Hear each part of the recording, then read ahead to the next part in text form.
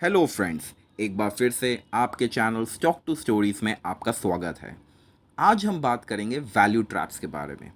Value traps वो traps है, वो स्टॉक्स है जिनकी वैल्यू काफ़ी कम हो जाती है और इतनी कम हो जाती है कि लोगों को लगता है कि हाँ, इनको अब ख़रीदा जा सकता है और फाइनली जाके पता लगता है कि यहाँ पे हम फंस गए हैं और वो स्टॉक उस पर्टिकुलर प्राइस से एप्रिशिएट नहीं कर पा रहा है। तो आज हम जानेंगे कि वैल्यू ट्रैप्स को कैसे आइडेंटिफाई करा जा सकता है, कैसे उनसे बचा जा सकता है और इसको हम दो एग्जाम्पल से समझेंगे। आगे बढ़ने से पहले एक बार रिक्वेस्ट है आपसे, अगर आप इस चैनल पे नए हैं और आपको एक चैनल अच्छा लगता है तो ज़रूर इसको सब्सक्राइब करिएगा और बेल नोटिफिकेशन पे क्लिक करिएगा, जिससे जब भी कोई नई वीडियो आए तो आपको नोटिफिकेशन मिल जाए। आइए आगे बढ़ते हैं। वैल्यू जो है वो एक बहुत इंपॉर्टेंट चीज़ है। अगर हम इसको समझें कि इस वैल्यू ट्रैप यानी कि खरीदते तब हैं लोग जब ऑलरेडी ब्रीच हो जाता है बैरियर और मल्टीपल्स काफ़ी चीप लगते हैं, तो उसको समझते हैं और एक एग्जांपल से समझते हैं। पीएनबी, पंजाब नेशनल बैंक, एक पब्लिक सेक्टर बैंक है और एक वक्त इस स्टॉक की प्राइस काफ़ी ज़्यादा थी।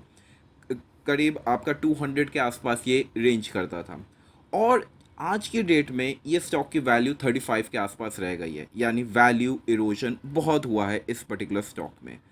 अब इस पर्टिकुलर स्टॉक को अगर देखा जाए तो नवंबर 2017 में यही स्टॉक 207 रुपीज़ का था, यानी 207 से ये नीचे गिर के आज की डेट में 35 रुपीज़ पे आ गया है। अब जब ये स्टॉक 207 पे था और काफ़ी पीक पे था, तब नीरव मोदी का स्कैम हुआ था और स्कैम की वजह से स्टॉक में सडनली फॉल आया था और वो 95 की वैल्यू पे गिरा था। काफ़ी सारे रिटेल इन्वेस्टर्स ने उस वक्त इस पर्टिकुलर स्टॉक में इन्वेस्ट करा था।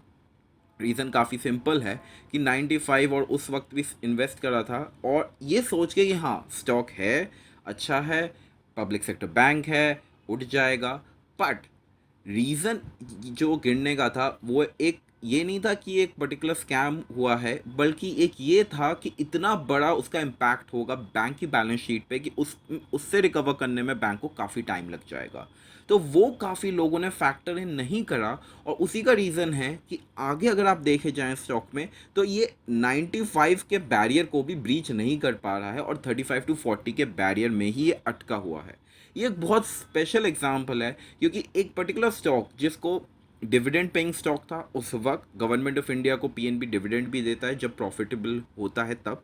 तो डिविडेंड पेइंग स्टॉक काफ़ी प्रॉफिटेबल बैंक और उसकी वैल्यू एडिशन एक पर्टिकुलर रीज़न से हुई और वो रीज़न इतना बड़ा था जिसने इसके काफ़ी सारे फाइनेंशियल्स को for the next 3 to 4 years impact करा काफ़ी बैडली। उसके बावजूद भी पार्टिसिपेशन काफ़ी ज़्यादा लोगों ने इस स्टॉक को खरीदा, जिससे कि वो अपनी एवरेज प्राइस और कम कर सके बजाय इसके कि वो इस स्टॉक से एग्जिट करे और एक लॉस बुक करे।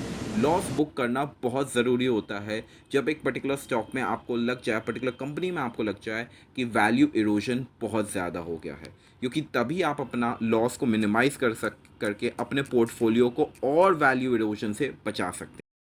अक्सर ये देखा गया है कि जब भी एक स्टॉक अपने डिक्लाइनिंग फेज में होता है, और 1 वीक की डिक्लाइन की बात नहीं कर रहा, over a period of 3 to 4 months, तो और जब वो अपने 52 वीक लो बैरियर को भी ब्रीच कर जाता है तो सडनली काफ़ी ज़्यादा इंटरेस्ट गेन होता है उस पर्टिकुलर स्टॉक को फ्रॉम रिटेल इन्वेस्टर्स।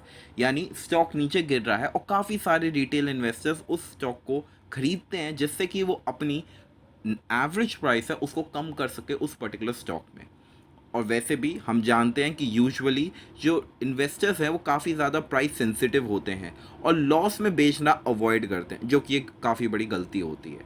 तो इसी चक्कर में काफ़ी सारे इन्वेस्टर्स का अटेंशन तब जाता है एक पर्टिकुलर स्टॉक में जब वो नीचे गिर रहा होता है, और ये जाने बगैर कि वो नीचे क्यों गिर रहा है वो उसमें इन्वेस्ट कर देते हैं बेस्ड ऑन द जम्पशन कि हाँ, ये तो 52 वीक लो से नीचे हो गया, या फिर इसका प्राइस टू बुक रेशियो काफ़ी कम हो गया है, या फिर इसका पी रेशियो काफ़ी कम हो गया है, और सारे रीजंस मल्टीपल्स को देखते हुए वो उस पर्टिकुलर स्टॉक में इन्वेस्ट कर लेते हैं बजाय इसके कि जाने कि क्या उसका रीज़न है। इसी चीज़ को एक और एग्जाम्पल से समझते हैं। येस बैंक, ये स्टॉक एक वक्त 350 रुपीज़ का था 2018 में, one of the best performing stocks माना जाता था। हाउएवर आज की डेट में इस स्टॉक में कुछ भी नहीं बचा। लिटरली 14 to 15 रुपीज़ का स्टॉक है, from 350 to 14 to 15 rupees. Value erosion आप सोचिए कितना ज़्यादा हो चुका है, प्राइस इरोजन, हर चीज़ इरोड हो चुकी है। यानी कोई अगर इस पर्टिकुलर स्टॉक में उसी कंसेप्ट से रहता कि नहीं ठीक है स्टॉक गिर रहा है, मुझे अपनी एवरेज प्राइस करनी है, तो आज की डेट में उसके पास कुछ भी नहीं बचा, लिटरली पीनट्स है।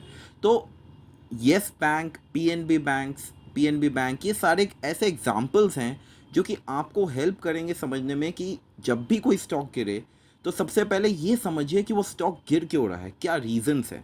फिर उसके बाद ये समझिए कि क्या वो रीजंस उस पर शॉर्ट टर्म इम्पैक्ट करते हैं या फिर लॉन्ग टर्म इम्पैक्ट उसके फाइनेंशियल्स पे होता है।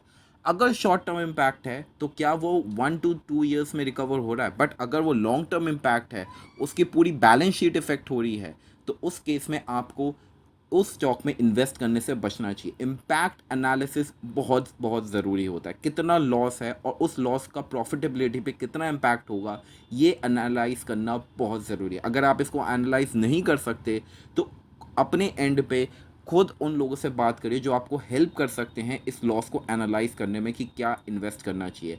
बट जब भी कोई कंपनी का वैल्यूएशन मल्टीपल बहुत चीप लगे, या वो 52 वीक लो के बैरियर को क्रॉस कर जाए, या फिर टेक्निकल चार्ट पे काफ़ी अट्रैक्टिव लगे, तो उसमें इन्वेस्ट करने से पहले आप ज़रूर एनालाइज करिए कि क्यों वो स्टॉक नीचे गिरा है। ये बहुत बड़ा रीज़न है कि रिटेल इन्वेस्टर्स क्यों मार्केट में इतना लॉस खा बुक करते हैं। आशा करता हूँ आपको ये वीडियो बहुत अच्छा लगा होगा। और ऐसे टॉपिक्स के लिए या फिर और नई चीज़ों के लिए इस चैनल को ज़रूर सब्सक्राइब करिएगा। अगर आपको लगता है कि आपको किसी टॉपिक पे इन्फॉर्मेशन चाहिए तो कमेंट सेक्शन में ज़रूर टॉपिक को मेंशन करिए, हम उस पर वीडियो ज़रूर बनाएंगे। Until next time, thank you.